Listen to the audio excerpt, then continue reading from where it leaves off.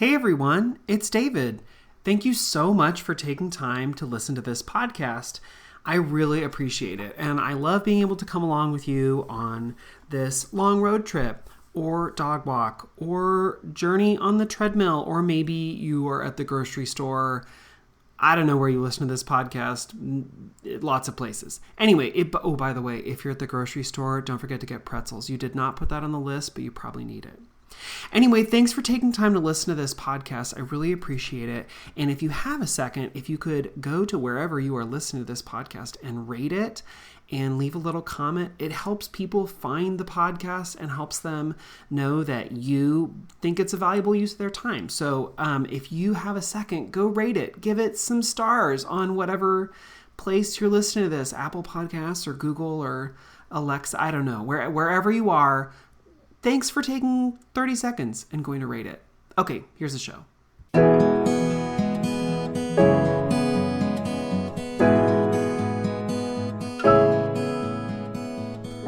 Hi, everyone. Welcome to Make Moments Matter, a music education podcast where I share lesson ideas, songs, games, and inspiring things for your elementary music classroom.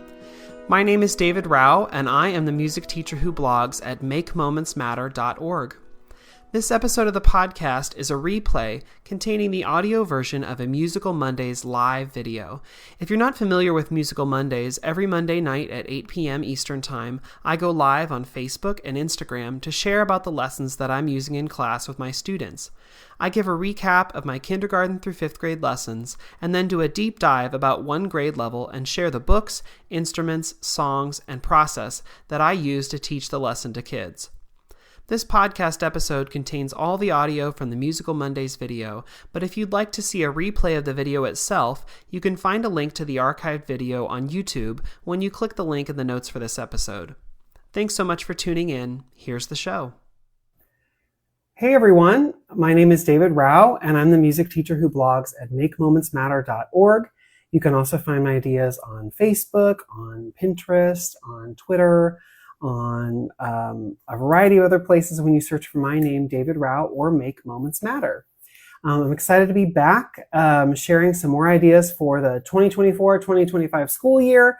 I'm excited to share some of the things that are happening in my classroom and new activities and songs and lessons that I'm trying. I hope that some of what I share is helpful and gives you ideas for what you can do in your classroom. A couple quick housekeeping things before I start sharing some ideas. If you hear me talk about any books, resources, favorite stuff that I'm using in my classroom, and you're like, what is that thing? You want to know more about it, on my blog, makemomentsmatter.org, I have a whole page dedicated to the stuff that I talk about in these videos. I call it the links page. You can find that by going to makemomentsmatter.org and clicking the video tab and scroll down to the bottom for this year's links, or just click the link at wherever you're watching, listening to this video. You should be able to go directly there. Another thing, there's a Facebook group if you want to join in with more educators out there and connect, get more ideas, and learn from other people. You can join us.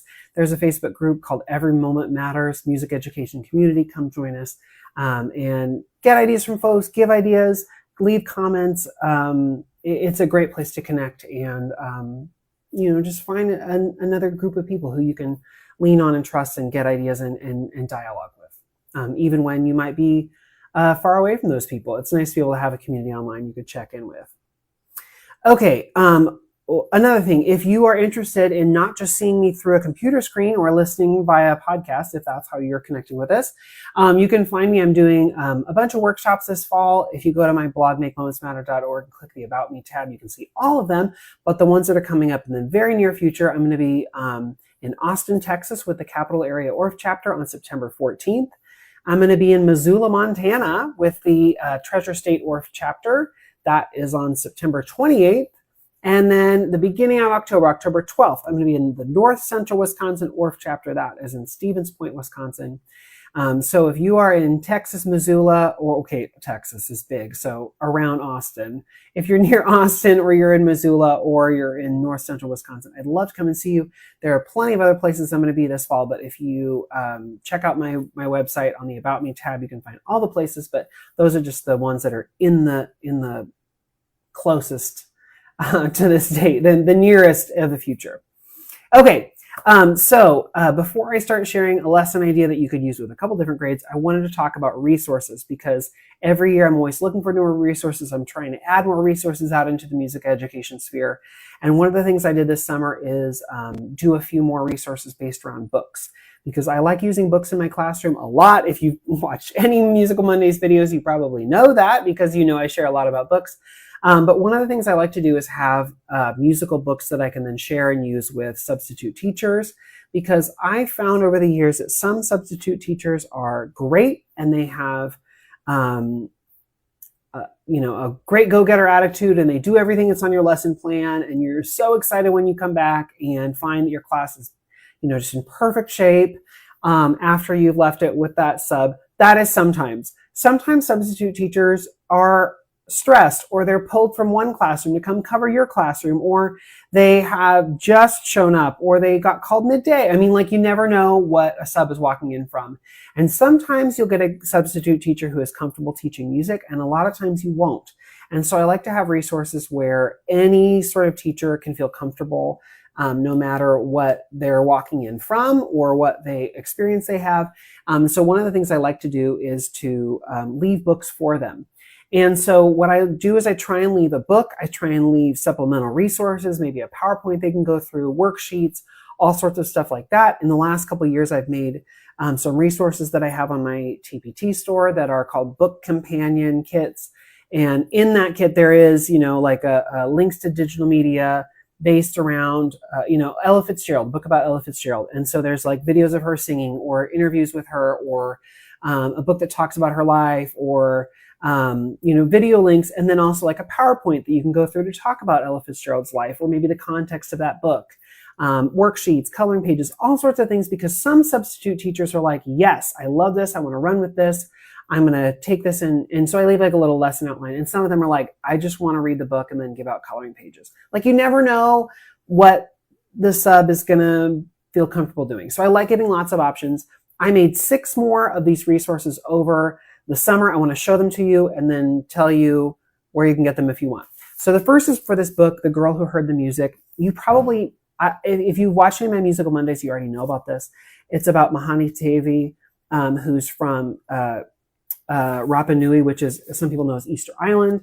And this is about how she became a classical pianist, left the island, came back to the island, started her own music school in Rapa Nui, and then also made the school out of recycled materials. So it's a really cool book about her life and her journey, and totally worth checking out, even if you don't get my book companion resource. This is a great book to use in your classroom, so check it out. This book is called Listen, How Evelyn Glennie, a Deaf Girl, Changed Percussion. I talked about this one last year on my Musical Mondays, but I made a book companion resource to go with it. It's about Evelyn Glennie, who was the first full-time percussionist in the world, first person to make a living just with percussion. And she's amazing. It's a super cool book about her, how she could feel the music and feel vibration, and how she used that to her advantage. Super, super cool book that I found and used.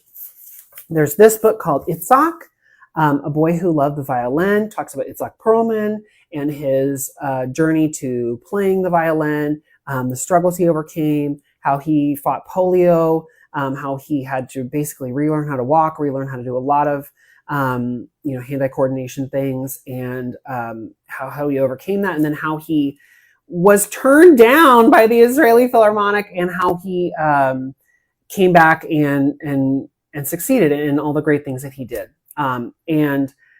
Super cool book, totally worth checking out. Again, if you use my book companion resource or not, this is a super great book.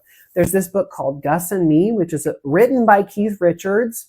It's about Keith Richards from the Rolling Stones, and it talks about how his grandpa really influenced his love for the guitar, how he taught him his first song, how he gave him his first guitar, and it's just this like beautiful story about Keith Richards and how he came to love making music. And it's not only written by Keith Richards, it's illustrated by his daughter, Theodora Richards, which is super cool.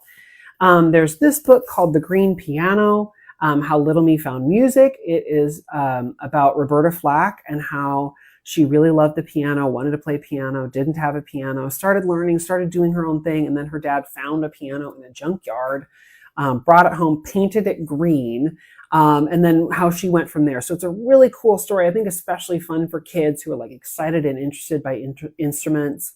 And it shows just it's a really cool portrait into Roberta Flack's life. And then the last book that I did this summer is this one, which a lot of you already own. It's called Trombone Shorty. It's about Troy Andrews, a musician from New Orleans, and how he learned to love to play the trombone and his story. And he became known as Trombone Shorty, is known as Trombone Shorty. And it just like, again, details his life and how he came to love making music on the trombone and like why that's important and like how that connects with New Orleans and like their tradition of bands and parades. And like, it's just a super cool book. But of all these books, I especially love that so many of them start with, well, actually so many of them. Let me think. Literally every single one of them starts with the musician as a child, how they were influenced, why they came to love music, what, you know, who in their life or what in their life influenced them and how they overcame obstacles. So many of the people in these books overcame ginormous obstacles before they were able to, you know, come into their own. And so each one of these books tells someone from a different story, from a different culture, from a different perspective, from a different, you know, problem, maybe issue that they had that stood in their way and like how they overcame it. So all super cool. They're brand new. I made them this summer. Well, sorry, I didn't make the books. The books have been out a while. But the book companion resources that I made this summer. And some of y'all were like, hey, I'm taking the summer to relax and not think about school. Totally get it. So if you missed when I released them, I've made them 50% off all the books and the bundles. And that's until this Wednesday, August 21st at midnight. You can get all of them. I'll put the links to those on the links page. So you can go and get those book companion resources if you want. If you already own the book, great. If you don't, go get those books. They're all great books. Even if you don't get my resource to go along with it, they're amazing books. You should totally have them in your classroom library. Okay. And they're on sale. I'm going to give the resource on sale. Anyway, okay, that's, if you want it, it's another set of resources. And like I said, I like to leave the book with a bunch of pre-printed worksheets, and I put the PowerPoint on a flash drive and things just so that the sub can walk in, and no matter what their comfort level is, they have a resource they can use that I know is going to give my kids, my students, really great musical content, but also a good story with a good book with great illustrations, something that they're not just picking up some random book on their way into the room. They're taking a book that I already know is a great book, utilizing that with my students. And so I love leaving these for substitute teachers. Okay, let's talk about a lesson you can use in the first couple weeks of school if you want. It's adaptable for older or younger grades. It's totally up to you. It is an oldie, but a goodie. If you want to accompany on ukulele, you can totally do that. It just uses a 1, 4, and 5 chord. I find that in C, it's just too low, so I like to use my capo and move it up to D. But if it feels like I'm playing C, F, and G instead of D, G, and A, no thank you. I don't want to play those on the ukulele. Anyway, so on the ukulele, I just play what feels like C, F, and G, but it sounds D, G, and A. Anyway, it's a song you might already know, but just in case, I'm going to sing through it. It's called Circle Round the Zero. So the song goes, circle round the zero, find your love in zero, back, back, zero, side, side, zero, front, front, zero, find your love in zero. It's a super fun little song, and what I start out with is I say to kids, okay, raise your hand if you can tell me the best number, as if there's an actual factual thing. And kids will tell me all these different numbers. One kid today goes, wait, how old are you? And I was like, what? And they're like, how old are you? That must be the number that you're thinking is the best number. And I was like, okay, that's actually very smart, but I'm not going to disclose my age to you in this moment. It's the beginning of the year. I'm still vulnerable. Anyway, okay. So they say all these different numbers of what they think is the best number. And eventually I go, actually, you're all wrong. It's 0. 0 is the best number. And they're like, what? And I was like, yeah, 0. So if someone came up to you and said, hey, I have some donuts, would you like 1 donut or 0? The kids are all like, 1 donut. I was like, okay. And then I go to the whiteboard and I draw a 1. And then I say, I'll take the 0, and I put the 0 behind the 1, and it makes it 10. I was like, oh, I guess that gives me 10 donuts. Would you like 10 donuts or 0? And the kids were like, 10. I was like, okay, then I'm just going to take the 0 and I make it 100. I'm like, what? And I was like, okay, how about dollars? Would you like $100 or 0? And I don't say $0. I just say 0. And they're like 100. I was like, great, I'll take the 0. Now I guess that means I get $1,000. Anyway, so we play with that. We talk about how it adds another place value. Hooray, it's my math connection of the day. But we talk about 0 and how 0 can change other numbers and what does it do.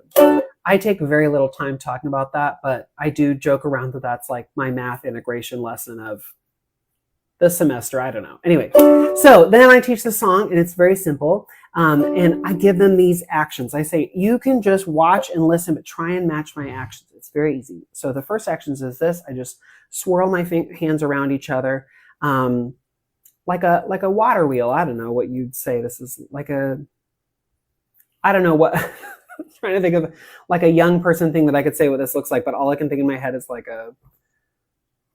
an old mill. Anyway, so my hands are sort of twirling in front of me. I go, circle around the 0, find your love in 0. And then I go, back, back, 0. And I point to my back. Side, side, 0. I point to my side. Front, front, 0. I point to the front of myself. And then on this last part, I say, I want you to pretend there are 2 kindergartners right in front of you, and you're going to pat them on the head. Find your love in 0. That's the whole thing. Let me do the song again. I'm going to do the actions. Try it along with me. Circle around the 0. Find your love in 0. Back, back, 0. Side, side, 0. Front, front, 0. Find your love in 0. And I say, great. Okay, so now we're going to pretend it's not kindergartners in front of us. It's first graders. So you're going to have to move your hands up a little bit. And we do the whole process again. I sing, they do the actions. Okay, instead of first graders, we're going to say second graders, and you move up a little bit. And so depending on what grade you do this with, you might say like preschoolers, kindergartners, first grade, whatever you want to say, just so they are imagining someone they're patting on the head in front of them. And I gradually get them to go higher, higher, higher. You'll see why in a second. But I just try and get them to think, go a little higher, go a little higher, go a little higher. Okay, so that's the main song. And I say, great, can you do all the actions without my help? Because I want to play the ukulele again, and I can't do the actions and play. Can you do them on your own? And so then I grab my ukulele and I play as they sing. Circle around the 0, find your, and this is my chance to assess and see like how well do they actually know the words and the actions without my help. The actions are just placeholders for now, so if they don't actually know them, that's not a big deal, but I want them to make sure that they know the words. The words are really not hard. It's a very short song, so it shouldn't be too much of a problem. But just in case, I play through, I let them do the actions while I sing, or maybe I drop out and just listen. But let me try it one time. Circle around the 0, find your love in 0, back, back, 0, side, side, 0, front, front, 0, find your love in 0. Okay, so they know the actions, they know it, and now I say, great, you got to keep doing those actions, but I already told you 0 is a magical number, and I have some special magic based on that number. That's right, everyone, I have 0 magic. Now watch what it lets me do. And a couple kids are like, you have 0, man. Anyway, I say, yes, I have 0 magic, and watch what I can do. No one else has the magic, only me. So I can do this, but no one else can do this yet. And so what happens is, as they sing, I skip around the circle that we're standing in. They sing like normal. I skip around and sing. Maybe I'm playing the ukulele too. As they sing the thing, and then I stop and say, what just happened? Did you notice what just happened? And then you go, you were skipping. I was like, where? They're like, around. Around what? Around us. Yes. And what shape are we in? And they're like, a circle. And I was like, is it a circle? Because my room is like, it's not big. Like they can't actually make an actual circle. They're like, no, it's more like an oval. I was like, or like a 0? Could it maybe be 0 shaped? And they're like, I was like, am I circling around the 0? And they're like, oh, okay. So exciting moment. Okay. So now I'm going to change something. Watch and see what happens. And so I skip around for circle around the 0, find your love in 0. And then on back, back, I stop and I go back to back with one student. And then I go side to side with that same student. And then I go my front to their front with that student. And then I reach out and I pat on their shoulders. This is why I wanted them to gradually imagine from going kindergarten to first grade or second grade, or making that area a little higher so that they're patting higher and higher. Because eventually they're going to pat on the shoulders of a peer. So it needs to be high enough to be able to do that. So what happens is I circle around on circle round 0, find your love and 0. I go back to back 0. Side to side, 0, front, 0, and then I tap on the student's shoulders. Oh, okay, they see it. They know how it works. Okay, great. I'm going to do it again. Something special is going to happen this time. So they sing, I skip, I do back, side, front, and then I tap on a student's shoulders and I say, did you see that? It was a successful transfer of magic. I gave all of the magic of the 0 to Adeline or Jaden or whoever it is in front of me. Did you see that? And they're like, yes. I was like, now Adeline or Jason or Jackson or Dominic or whoever it is, they have all the magic. They have the 0 magic. And I don't have any more magic. I have 0 magic. They have 0 magic, but I have 0 magic. And some kids are like, oh gosh, the first week and he's already bringing out the wordplay. This is going to be a bad year. Anyway, so I've transferred all the power and then that kid gets to go and skip. I do that about 3 or 4 times where I let a kid go, skip, transfer the magic, new kid, go, skip, transfer the magic, new kid, go, skip. And you could do 3 or 4 or 5 times, whatever you want to do. You could even stop there for the day, and that could be the end of that game for the day. But here's what I have them do. After 3 or 4 or 5 times, when it's a kid who I know in my head, like I know like they can handle what's about to happen, I let the kid skip around, back, side, front, find your love and 0. And then I go, before we say transfer and the next kid goes, I go, oh no, did you see there was an accident? I'm like, an accident? I was like, yes, because Samantha was supposed to transfer all of the magic to Caden, but Samantha only transferred half of it. Oh no. And they're like, oh, we better try again. I was like, no, we can't. We're running out of time.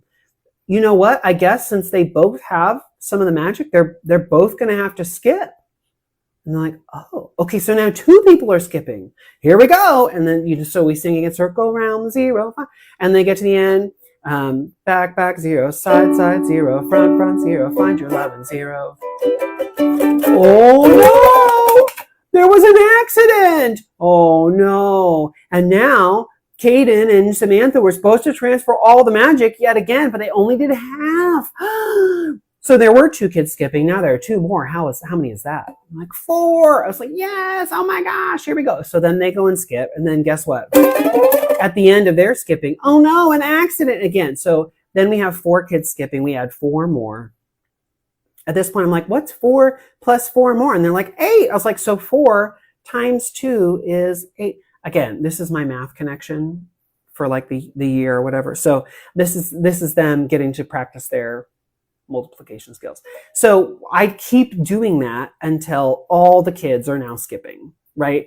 And so we keep going. When we get to like 16 and there's not another 16 in the class for them to find, that's where the kids are like, what's going to happen next? But anyway, so I let them skip until there's no one left to choose. And then I go, oh no. And they're like, what now? You've done that like 7 times. Oh no. The oh no now is that we're out of people who we can tap and give magic to. I guess that means that when you get to the back 0 side, you're going to have to you're all skipping, right? You're going to have to just find the closest person and go back to back, side to side, front to front, and then tap on whoever's closest. Okay, here we go. And if you can't find someone, what do? Raise your hand and look for someone else. We talk through the procedure of how do you find a partner. I always say it's like a submarine, where submarines, sometimes they want to come up and out of the water, but sometimes they want to be stealthy and stay under the water, but they still want to see. So they'll pop up their periscope to look for someone around. So when you raise your hand, it's like putting up your periscope, and you're actively looking. You're not just raising your hand like sitting, waiting. You put your hand up and look for someone else. And that's how you find a person. Okay. So anyway, that's my quick little, how do you find a person thing? All right. So then they go and they skip. And at the end, I have another, oh no. Okay. So they found their person, right? And I say, oh no, this time you found a great partner. But the oh no is you can't use that partner again. So next time when you're skipping, you got to find a different person, and we do that, and then we have another oh no. Okay, you can't use this person again either. Oh no. So basically, by the time we're done, all the kids are skipping. They're all looking for new partners every single time. Sometimes they find this, sometimes they don't. I do it 3 or 4 times, and then we call it quits for the day. But it is such a silly song. It's so fun when you build it in like this, where it's just like one person at a time, and then oh no, there was an accident. You can hear it in the ukulele. We're going. It's just so silly. Kids find it so much fun, and then you can incorporate a lot of movement in that first week or so. You can get a lot of kids switching different partners, moving around. They know that sometimes when you play games, there's a little bit of a chance. Like whoever you're skipping, you got to just stop at the closest person. It's not that you're finding your best friend. You're just whoever you're closest to. That happens sometimes in our musical games. And so going through and doing this is a really fun way to start out the year. So kids know like we're having a fun time this year. We're in a safe room. We're trying cool new stuff. We're going to be moving a lot. We're singing. We've got actions. Like it incorporates a lot into that first day. And it's really fun to try out with kids. Like I said, you could stop anywhere along the way, or you could go, just doing the actions one day, or you could just have one skipper for the whole day, just switching out. But the adding on and adding on and adding on is really fun, and kids are like giggling by the time you're done. I've done this with a variety of grade levels. This year, I'm doing it with 3rd grade, I think, but I've done it with younger and I've done it with older. I think it depends on how you preface the game, on what you do with the game, or with the song that makes them more or less likely to buy in.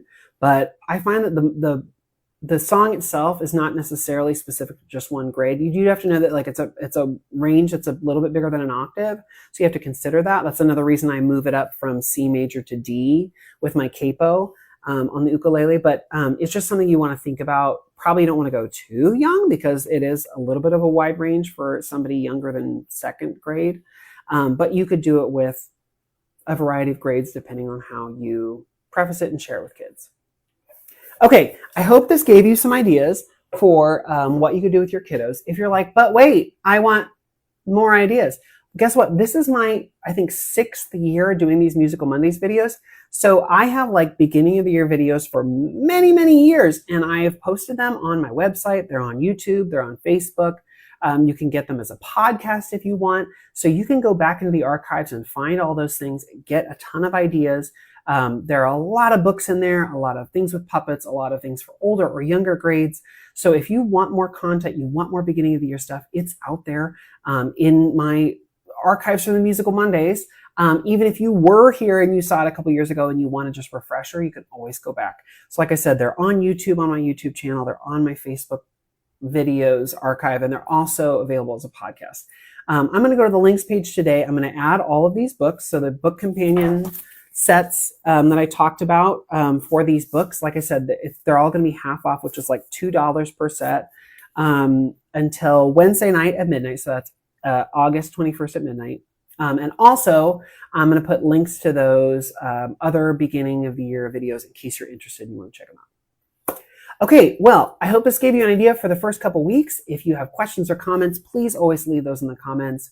I always try and come back to those. You can email me at makemomentsmatter@gmail.com, or you can come and see me at workshops I'm doing in the coming weeks. You can find more about those on the About Me section of my website, or just plan to come to see me in Austin, Texas, Missoula, Montana, or Stevens Point, Wisconsin in the next month or so. But until next week, I hope you have a great week with your kids. And I will be back next Monday night for more Musical Mondays videos and ideas. Thanks for coming along with me tonight, everyone. Have a good night.